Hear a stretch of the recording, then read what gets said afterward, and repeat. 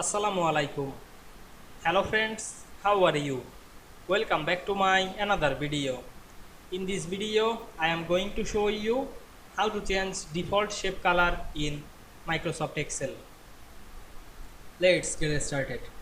At first, you have to open your Excel workbook. Now we want to change the default shape color. Go to the insert menu.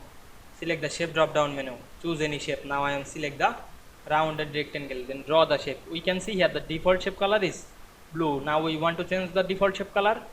Select the shape and go to the shape format menu. Select the shape field and choose your default shape color. Now I am select the color and select the outline, make none.